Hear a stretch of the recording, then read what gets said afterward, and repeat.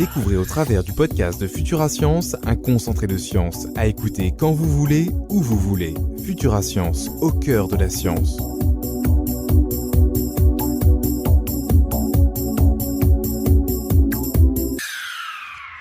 Bonjour, voici les actualités du site futurascience.com pour la semaine du 18 au 24 septembre.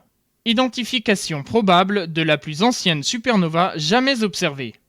Des observations récentes effectuées depuis l'orbite terrestre au moyen de l'observatoire XMM Newton de l'Agence spatiale européenne et de l'observatoire en rayons X Chandra de la NASA ont vraisemblablement permis d'identifier la supernova la plus ancienne jamais décrite par les astronomes chinois et romains il y a près de 2000 ans.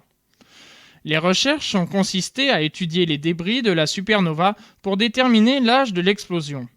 Au départ, d'observations d'une précision inégalée fournies par les satellites XMM Newton et Chandra, ils ont pu déterminer la puissance de l'explosion initiale, la vitesse de déplacement de l'onde de choc et le volume qu'elle occupe actuellement dans l'espace.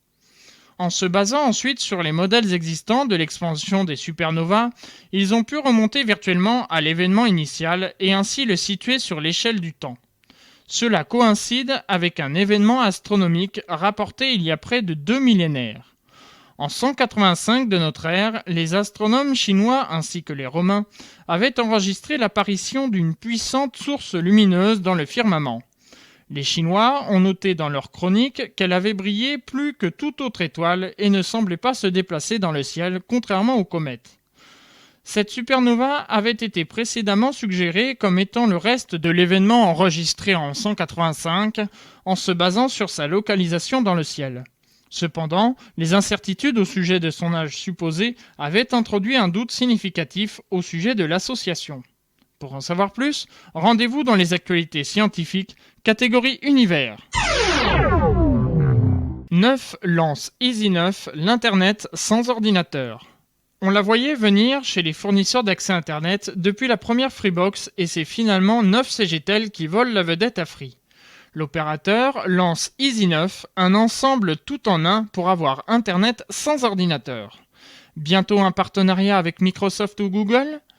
EasyNeuf est un service tout en un qui inclut la mise à disposition de l'EasyGet, un écran, une souris, un clavier, une webcam.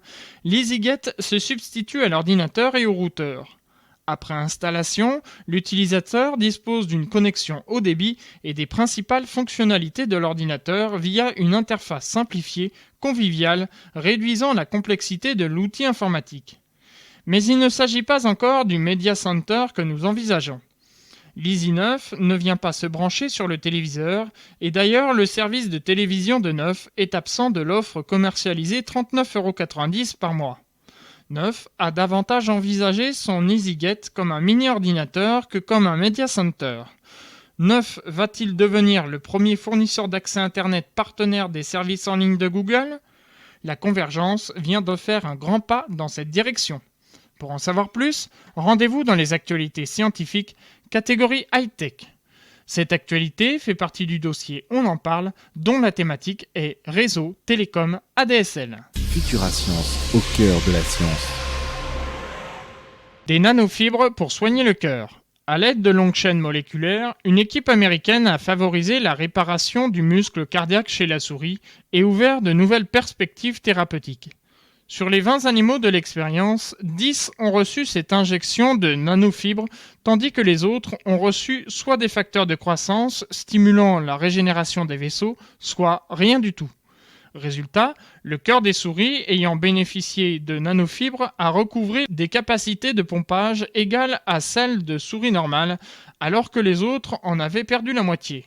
Véritable bricolage nanométrique, ces nanofibres fonctionnent comme des fusées à 3 étages. Le premier est constitué de peptides, petites protéines aux propriétés amphiphiles, c'est-à-dire capables de se lier à l'eau aussi bien qu'au corps gras. Celles concoctées par l'équipe des scientifiques forment spontanément des fibres minuscules de 6 à 7,5 nanomètres de diamètre. Début septembre, l'équipe a annoncé au dernier congrès de l'American Chemical Society que les mêmes nanofibres accélèrent la cicatrisation chez le lapin. L'espoir d'une nouvelle thérapie est donc réel. Pour en savoir plus, rendez-vous dans les actualités scientifiques, catégorie vie. RMN, le magnétique vire à l'optique pour des précisions inégalées. La résolution des appareils d'instrumentation par résonance magnétique nucléaire, RMN, pourrait être considérablement améliorée par l'utilisation du faisceau laser. Utilisant la lumière polarisée d'un laser passant dans un échantillon liquide, les chercheurs, plutôt que de travailler sur les variations de fréquence des signaux du spectre RMN, mesurent comment les spins nucléaires entraînent une rotation du plan de polarisation du faisceau. Cette technique, connue sous le nom de NSOR, a pu être expérimentée avec un échantillon composé d'eau puis de xénon liquide. Les chercheurs ont constaté que la rotation de la polarisation de la lumière était corrélée avec l'alignement des spins. Plusieurs avantages à cette nouvelle méthode. La précision est améliorée jusqu'à un facteur 100 du fait que l'utilisation du faisceau laser dont la résolution peut aller jusqu'au micron. Le principe est adapté pour des noyaux durs qui offrent un spectre en général pauvre en RMN classique. Enfin, cela ouvre la possibilité de cartes médicales tridimensionnelles par l'utilisation du proche infrarouge qui pénètre bien dans les tissus. Pour en savoir plus, rendez-vous dans les actualités scientifiques, catégorie matière. Futurascience. Arctique, une débâcle estivale comme on n'en avait jamais vu. Sous les yeux de 2 satellites, Evistat et Aqua, la calotte polaire a subi cet été un régime minceur d'une vigueur exceptionnelle. La faute au réchauffement climatique, mais aussi à une météo particulièrement agitée. Du 23 au 25 août, entre 5 et 10% de la glace permanente, celles qui ne font pas l'été, a en effet été fortement fracturée par de violentes tempêtes. Cette réduction de la taille de la calotte polaire arctique durant le minimum glaciaire estival n'est certes pas un scoop. Voilà 25 ans que les satellites mesurent ce phénomène qui a réduit la surface glacée de 8 millions de kilomètres carrés au début des années 80 à 5,5 millions en 2005.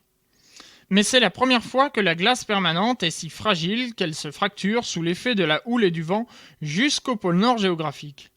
Si cette évolution continue au même rythme, il n'est pas inconcevable que d'ici 10 à 20 ans, les navires puissent traverser tout l'océan Arctique durant l'été. Pour en savoir plus, rendez-vous dans les actualités scientifiques catégorie Terre.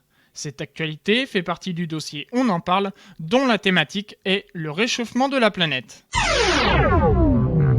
Les autres faits marquants en bref. La navette Atlantis s'est posée dans des conditions optimales le jeudi 21 septembre à 10h21 temps universel sur la piste 33 de Cap Canaveral en Floride. Et puis le lancement du satellite d'observation solaire SolarB a parfaitement réussi le vendredi 22 septembre à 21h36 temps universel depuis la base de Yoshimura au Japon. Pour en savoir plus, rendez-vous dans les actualités scientifiques du site futurascience.com. Futurascience, au cœur de la science. Enfin pour terminer, n'oubliez pas notre rubrique Agenda où vous y retrouverez toutes les manifestations scientifiques. Futurascience vous propose aussi son forum de discussion pour dialoguer avec des spécialistes et des passionnés. Bonne découverte sur Futurascience. C'était le podcast de Futurascience. Prolongez la découverte sur le www.futura-science.com. Futurascience, au cœur de la science.